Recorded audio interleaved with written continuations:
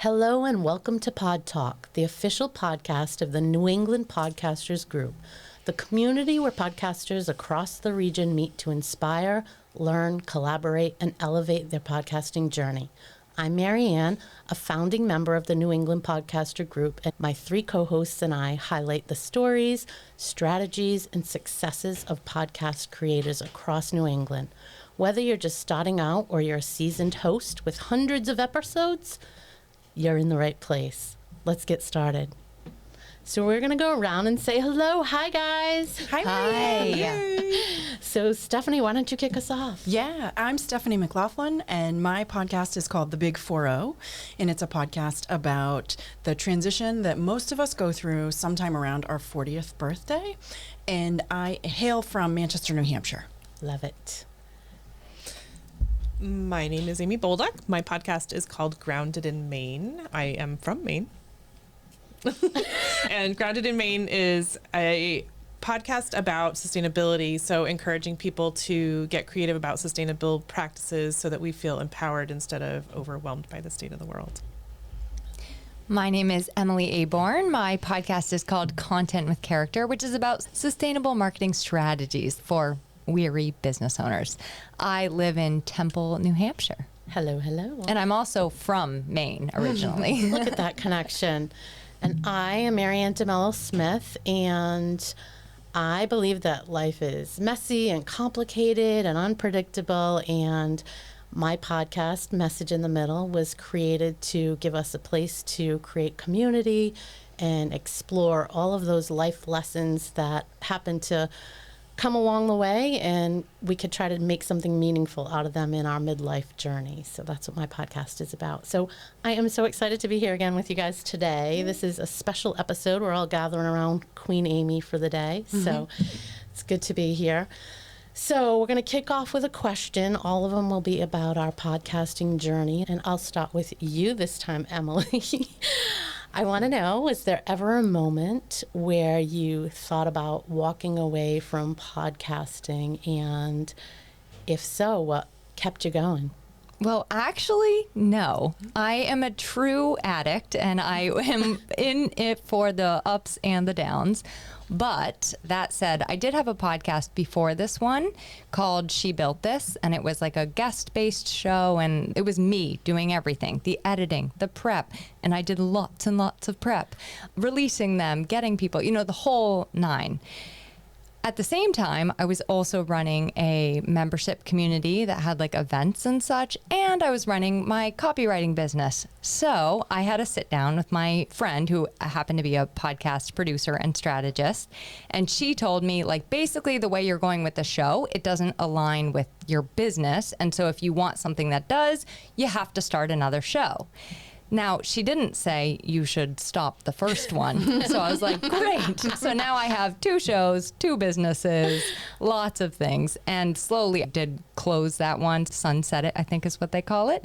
And now I just have the one. But the long answer is no. I have never wanted to actually walk away. But making that pivot into what I'm doing now is so much better. And I feel 100% in. Love that. And a good message, because pivots happen often for people. Yes. Mm-hmm. How about you, Amy? I'm going to say also no. In the very beginning, it took me forever to get started. It took me like 2 years of saying, I'm going to start a podcast. And then not doing it. But so once I was in, and it's almost like, did you say addict? I'm addicted to podcasting. I say this a lot. Like, it feels kind of like a drug. Like, when I get off of a call with somebody, I'm just, oh my gosh, when do I get to do this again? Yep. And I know I had some upset in my life in the last year, and someone was like, you should probably take a break from the podcast. I'm like, you have no idea. Like, this is keeping me going. This is my lifeline. So no, I have no intention. I may do a pivot in the future, but I'm in it. How about you, Stephanie? Same. To be honest, Yeah. I've had ups and downs with it. I've had frustrations with it. One of the things that I do say about it often is, not that I have children, but I feel like it's like the old adage they say about children, you have no idea how much work it is until you start.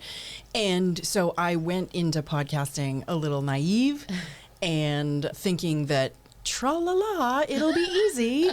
And it was a whole new set of skills I had to learn and a whole new set of software I had to learn, which even just a couple of years ago was still kind of being built and kind of evolving itself. Yeah. So it's been a bumpy road, but I've never really felt like walking away. I feel a lot like Amy does. I get off, my podcast is also mostly interview based, and I get so much energy from these conversations that I have with people, and I get so much joy from them that when I finish with a conversation, it's very similar. It's like, oh yeah, I'm like jazzed, I'm ready to go. Let's do another one. Yeah. So I think we all have that in common. I would say not fully wanting to walk away, but also feeling the frustration, or I don't even know if that's the right word, but sort of you do have these peaks and valleys, and there's these times where it does feel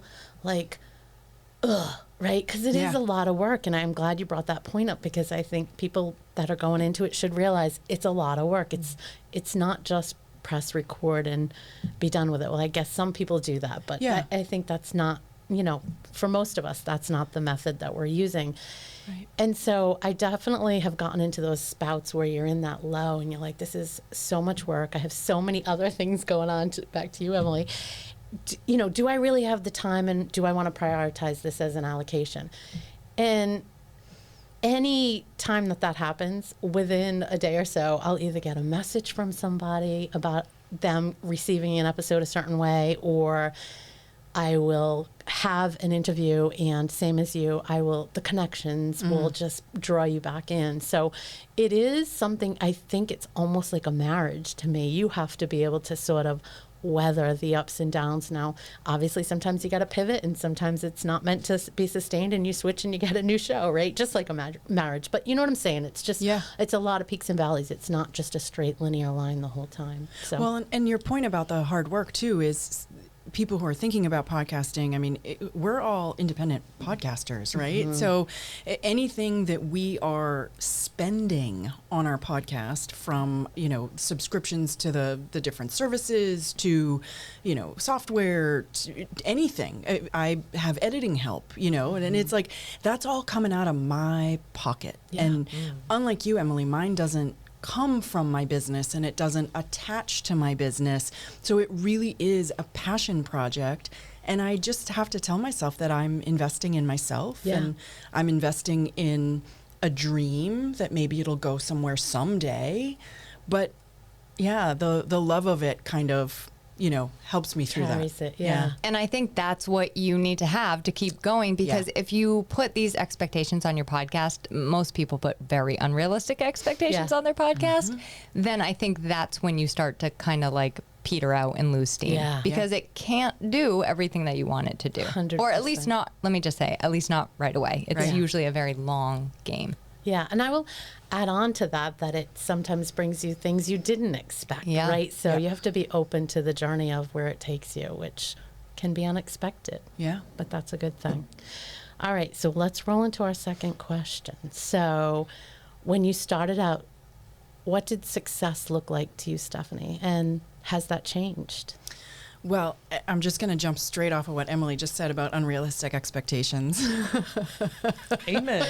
You had him out the gate. Million downloads. Oh, and it was going to Bombas. be Mel easy. Robbins. Bombas, yes. Bombas was going to come and looking for me.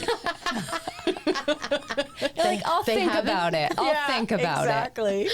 Yeah, at first I thought it was going to be easy to be, widely found and downloaded, and I got a pretty quick reality check within even just a couple of months that it was going very slow for me. And I spent 2 years at it, and then did a rebrand, which I think has been useful and helpful to get me into a little bit of a broader audience. But the definition of success has shifted, because I don't have 10,000 downloads a month. I don't have 1,000 downloads a month. You don't? Horror. I know. But again, and back to Emily, like the passion, the love of it, and the belief that I'm doing something good, and that I'm building energy around a topic and a concept that I don't think people talk enough about right now. So my definition of success with kind of the public acceptance of the podcast has definitely shifted. And then I also had to shift my own personal definition of success because, of course, all the podcast coaches and whatever, they're all going to tell you have to release every day, on a specific schedule and a specific time, and they got to be looking for you. They got to know where to find you. And I manage, a podcast, a business, a chronic illness, a household, a husband, a cat. At some point, it's like something's got to give. So now I was stressing myself out for a long time about making sure it was weekly. And I would literally apologize to my listeners if I, took 10 days to get it out. And now I'm like, you know what? I'm doing this for me. I'm doing this for a larger, vision.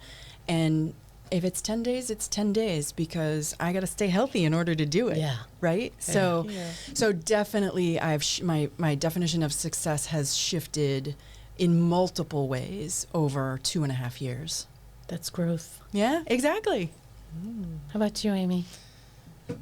Well, so, you and I, Marianne, started in the same group. Or when I started, I was in a group with you, and we were told many, many times, you might not have 1 million downloads. And so I was never really planning for that. I also didn't know that I was going to stick it out, I think. And so I think I expected myself to fail.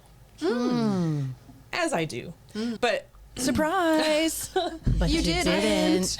Yeah. And so now, literally last week was my 3-year mark and 150 episodes, which was... Pause for applause. Wow. Pause for Amazing. applause.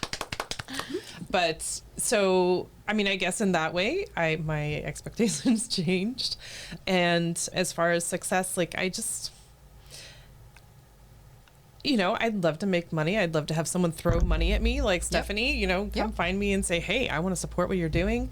But, of course, in a topic like sustainability, there's a greater purpose for that. And I want the message to get out. And so when people say, don't watch your downloads, don't get obsessed with that. I look at it because I want to make sure that my guests are heard. And that's, and that for me is it's not always awesome, but it's not about me. It's about them. It's a metric you're looking at. For sure. Yeah. Absolutely. Yeah. How about you, Emily? I think when I started, I just didn't define success, and I therefore never ever felt successful with anything that I was doing. So that was good. And I would have some real big names on my podcast and then not see my numbers triple, Same. quadruple. Same. And it would be so frustrating. But I also never really set that as a goal. It was just kind of well, maybe, So my definition of success has become a lot more simple and a lot more realistic, I would say. I just want to live my life, to love my business and my family and my friends and myself. And that is what I structure everything that I do around.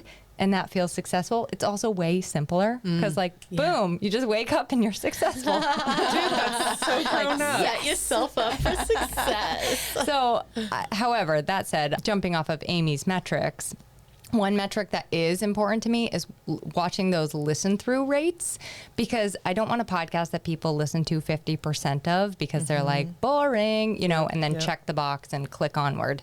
So that is something I do pay attention to, much actually more than download numbers. It's just something, and feedback people give me is my second. That's kind of harder to measure. But. Yeah, that's really smart to bring that up. I also want to bring up growth, because all of you, I heard that through each of your stories, and I think that's so important, is that's part of our journey here. For me, I will say, I'm not sure why, but maybe, I don't know why, but I would say it's stayed the same. I went into this, and Amy, you'll remember this because I've said this from day one, if I can just get one listener for every single episode that it connects with, then I'm happy and I've done my job. Because listen, we can change the world one person at a time, and that's ultimately how a lot of these things happen. So that's my goal. And though I do wish that, gazillions of listeners would listen for the messages that people are trying to get out, but if I reach one, then it's good. And similar to you guys, I went in, well, some of you guys, I went in with I was clear that I wasn't going to play the social media game. So you said you didn't really have these, success factors, or you didn't.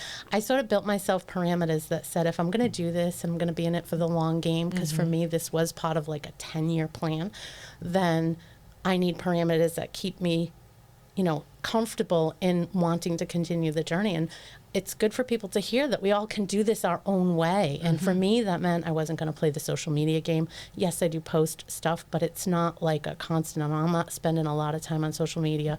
Could it increase my numbers? Sure. Am I going to do it? I'm not. So that's okay. And I think that's an okay message. So for me, I think I've stuck with what I thought success would look like from the beginning, and I'm happy with that. So that's a good thing. Yeah. This episode of Pod Talk is brought to you by the New England Podcasters Group, a supportive, welcoming community built to break the isolation so many podcasters feel. With every meetup, you'll find real connection, collaboration, celebration, and a featured speaker offering actionable advice to help you level up your podcasting skills, whether you're just getting started, ready to fine-tune your podcast. NEPG is here to help you with a supportive, welcoming group. Learn more about us at newenglandpodcasters.group. We'd love to meet you. So you guys, we're going to go into our next question, which is about energy. So energy flow, right? Again, those peaks and valleys. So when you're having a low energy day and you're thinking about all the things that you have to do related to your podcast, I'll start with you, Amy. How do you sort of turn that around and bring your energy level up, or don't you? I am a social media addict, maybe. So I am following a lot of my guests, most of my guests that I've had. And so I'll often just like go there, and I will almost always find one of my past podcast guests who has done something like really amazing, and I will share that, and I'll just be like, yes, and I'll say in the post, like, this is one of my past podcast guests, look at how cool they are. And it just revives me a little bit, and just looking at my calendar for my next hit. That adrenaline kicks in. Her dopamine hit. Yes. I'm hearing themes of addiction throughout. I know. throughout this. We might all need help. Yeah. It's one of the healthier of addictions, It's though. true. You have to. You That's have valid. to admit. That's valid if we're measuring them. We're measuring. Yeah. So Stephanie, how about you? Yeah, I actually find that the podcast is something that gives me energy. And so if I'm having a low energy day and I get to do an interview, it's a great day for me. Yeah. Because there's a bunch of things. Like, one, I'm an extrovert. And two, I work by myself many days of the week. My team's in with me a couple of days a week, but I'm by myself a bunch. And so, it gives me that connection that I'm missing in day-to-day, like walking through my life. And the other thing is that I have found, and pretty much since I started doing the podcast, one of the things I really like about the people I talk to is that it's not, hi, how are you? What do you do for work? What have you been doing? What's new with you? Right? It's like we get to have these, like, all of a sudden we're talking about really meaty, deep, interesting conversations. I feel like every time I hang up with a guest, I've just either made a new friend, made a new best friend, or made a new soulmate. And so the best thing for me on a low energy day is my podcast. I love that. And maybe not so much on the editing side, except that I get to go back and listen and spend time with that person that I've already fallen in love with once and reminded myself why I fell in love with them. So even on a low energy day and I'm editing, it's still like I get to spend time with my friends. Oh, I love that point. I love that point. Have you guys ever had that experience where you go listen to something and you forgot how good it was? Yes. Oh, and you're like, 100%. wow, this was a really good episode. Yeah, Love totally. that. Love that. How about you, Emily? My answer is going to sound really nerdy. So I Shocker. am pretty. That's not surprising. I was going to say she is a nerd. Wait, is that what you think about me? I'm cool. I mean, maybe a little tiny bit. Okay. All right. Fair enough. So I am pretty careful with my energy throughout the week because I'm not 100% an extrovert, and too much FaceTime with people can actually like make me feel real drained.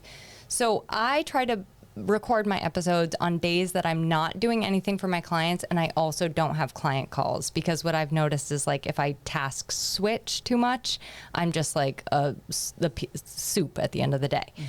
That said, when it comes to like editing and stuff, or let me just say the behind the scenes stuff, like uploading it to the platform and sharing it and creating the content, I do that on a day that I am writing and doing other things, because those things are not super energizing for me. Yeah, but so it breaks it up. I hope that was the right answer. No, that's There a great is answer. no You right Protect your answer. energy. Yeah. Well, not only that, not only do you protect it, you balance it. Yeah. You like know yourself well enough to better know word, like yeah. this goes with this and that goes with that, because that's the best use of my bandwidth. Like, Yeah. I think that's fabulous. Because you're a nerd. Because you're really smart. And you're true. no, I'm just teasing.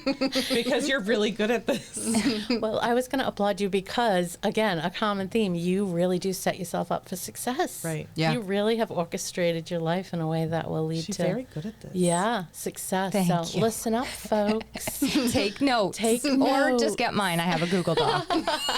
She provides the notes send for it to you. you. The nerd says I have a Google Doc. Right? So mine is similar to yours, Stephanie. Connection. So I feel like even if going into it, like say I have a regular, 8 to 5 job, and I am tired sometimes by the time I'm doing the interview. And so I might walk into it and I'm like, I don't really have the energy for this.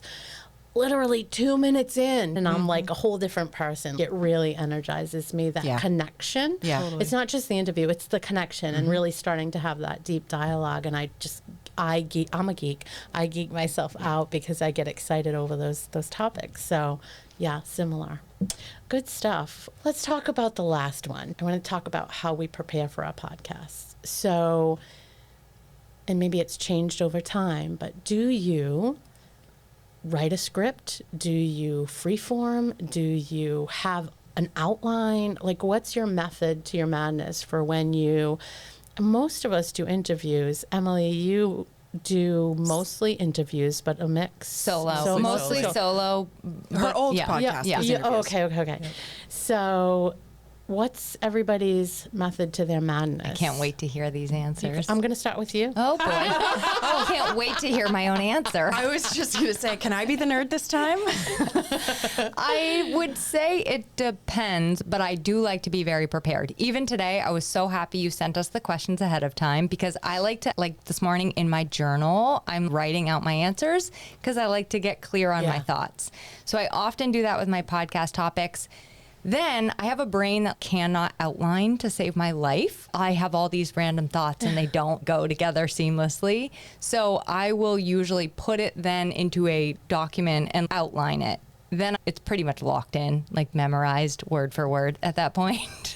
And so I'll just follow my outline and talk. I also have the advantage of most of my episodes are solo, so I can just hit stop, rewind, say what I wanted to say again, or make a joke of it and be like, didn't mean to say that, and then say it again. Yeah. Well, I'll say for me, I started in a very similar fashion to what I do today.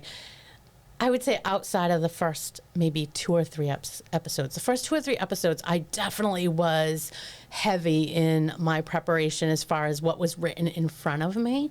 As far as like research preparation, I am a geek. I'm a research geek. So before I even say a yes to somebody, I've probably spent 3 hours figuring out who they are, right? Because I'm trying to look for the fit. So I know, like you said, I already have that stuff in my head because I spent a lot of time on people. But I do write an outline, and I do have some bullets of potential questions, but I tend to veer off them now because I just let it flow with where the conversation goes. But I do feel comfortable having that as a guideline in case you ever need to anchor back and get on track, or it's not flowing the way you want it to flow. You can sort of bring it back. But I definitely loosely outline now. How about you, Stephanie? You want to be the nerd here, so let's hear it. Somebody asked me recently if I had a podcast process or SOP, and I actually do. Not that it's written down anywhere, because really it's just me, so it's mostly in my head. But I do have a very specific process that I follow. So first of all, before someone comes on the show, I always do a pre-call with them. And part of that is because my topic is whenever anybody's listing themselves on any of these podcast apps or matching services, right? Their description is not about how their life changed at age 40, right? Right. So Broad. I have to go looking for, are you actually a fit? Yeah. So during that first call, 15 to 30 minutes, we'll go through their story, and I take copious notes. Former journalist here, so I'm clickety-clacking away. And then when it's a yes, so we get to the interview, and I don't prepare anything. I have a 3-step framework, and I will remind my guest of the framework. Part 1 is this, part 2 is this, part 3 is this, and this is how the conversation is going to flow. Now, I have my notes from our conversation earlier, so we can go in and have this conversation, and I can pull my guest to where I need them to be based on what I already know about them and the framework. So when it comes to the interview episodes, it's great. When it comes to solo episodes, oh baby boy do I struggle. Let's go back to the extrovert. I cannot sit in front of a screen with nobody there and talk. So honest to God, my solo episodes, and this means my intro, my intermission, and my outro for interview episodes, and any solo episodes I write them out. Word for word. Word for word. And I'm good at, once I've written it, I can riff a little bit, but I find that I have so much verbal garbage if I'm just thinking. Yeah. Like, sort of, so then, and all in a row, like, ooh, that brain's taking a little time to catch up. So I just feel like in order for either the listener to have a better experience and or me not to have to do so much work editing, it makes sense for me, at least at this point in time. I may get better at it, but at least at this point in time, I write out I write a script for all of my solo episodes and anything I'm doing by myself.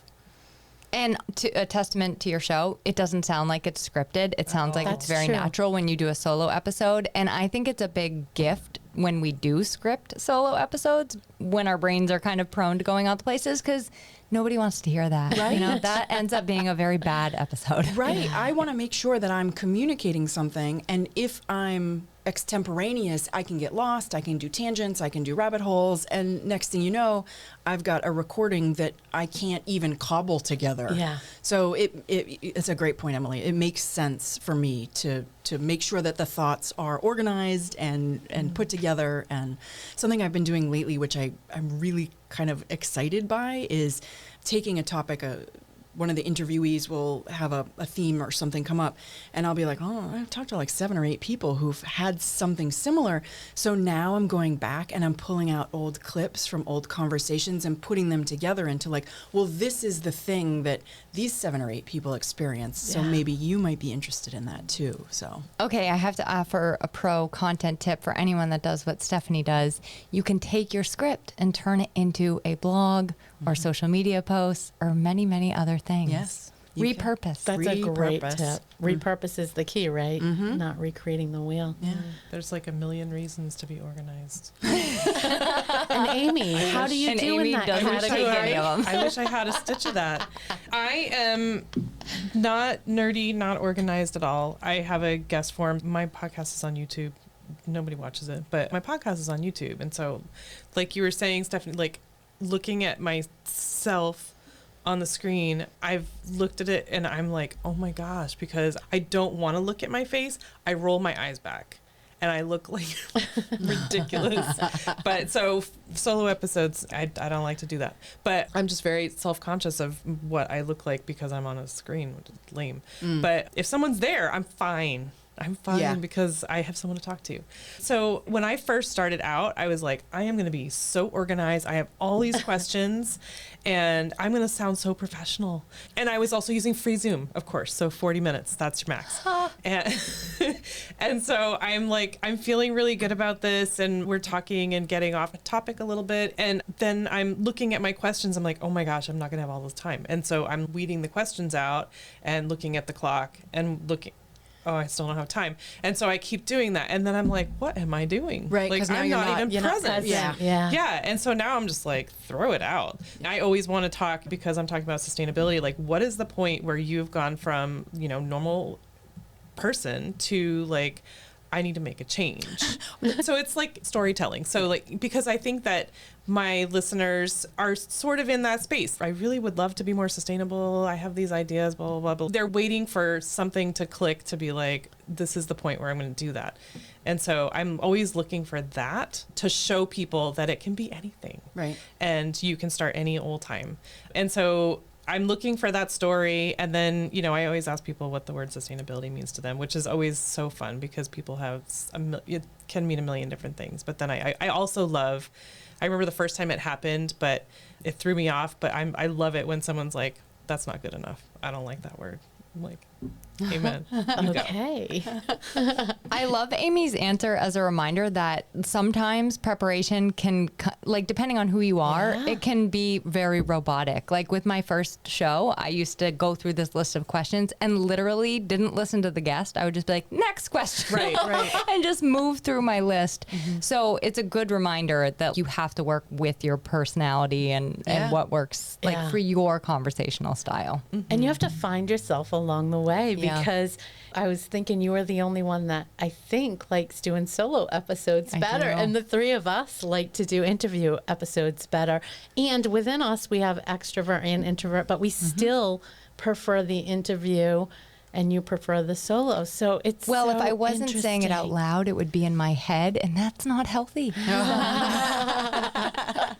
I need something to do with the thoughts. So it's essentially it's an exhaust valve. That's what you're saying. Sorry, listeners. I love it. Well, I wasn't going to ask this question, but I'm going to throw one last one in, even though we're running up on time. But I'm curious, if you could only leave one message, I usually ask my guests that, and I'm thinking as we've been talking, there's a lot of messages out here for anyone thinking about podcasting or just being a creative in general. What message would you want to leave? And I'm looking at Stephanie, so I'll start with you. Talk about on the spot. It is on the spot. That's I'm okay. sorry. That's okay. I think the first thing that jumped into my mind and what really for me has crystallized just in talking to the three of you is do it your own way. Yeah.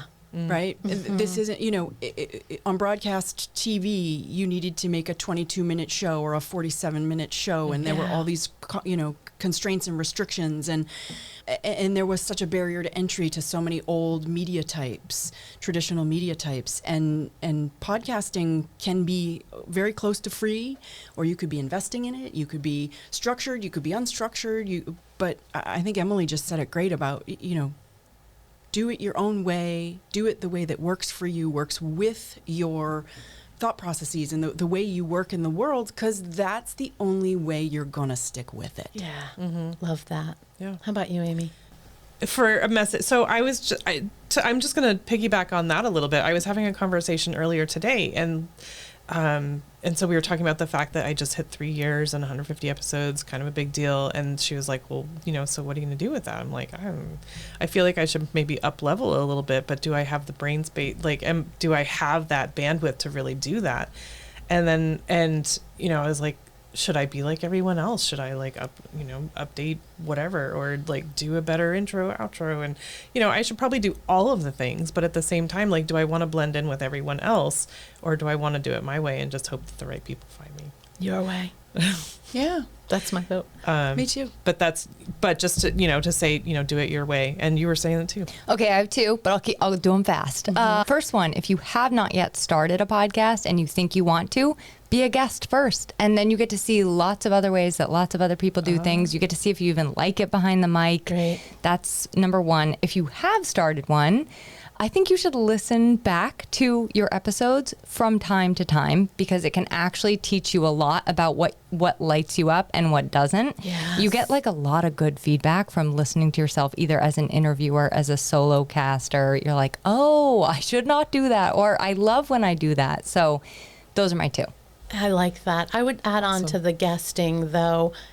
I do think it's a good opportunity for people to sort of see what the whole ecosystem is, but also don't say, I don't want any part of this if you don't like guesting. Because Yeah. I raised my hand. I've said it out loud. I've actually said it on this show. I'm not somebody that loves to guest, but I love to interview. So you may find one or the other, but at least it introduces you, so no cost entry to get your feet into the water of podcasters. Very So, good point. Yeah. All right, I guess for me, I agree with the message that you guys had, of course, because I was thinking that the theme was there, that we're all a little bit different, all doing it our own way. But I'm going to just come up with another one also. Find your people. Find your people that will support you, because I think if anybody's listening to this outside of New England Podcasters Group, you will be able to hear that we're teasing each other, we're poking at each other, Right. but we also lift each other up, and we also support each other. We give each other advice. We help where people have strengths and others have weaknesses. So find your people, because I think they're out there, and I think that's the message. If it's something you really want to do, podcasters love to help. Creatives love to help. So if you've knocked on somebody's shoulder and they're not willing to help, go knock on somebody else, because you got the wrong person. But there's a whole community out there that will support you.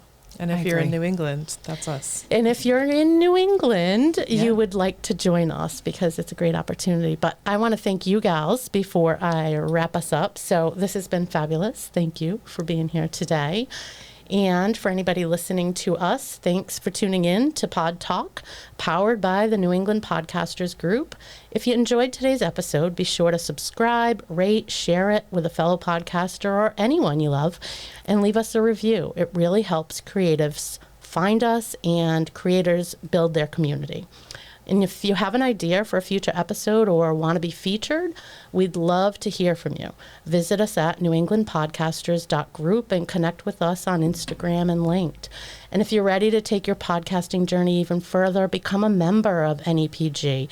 You'll get exclusive access to discounts, resources, speaking opportunities, and a seat at the table with some of the region's most passionate podcasters.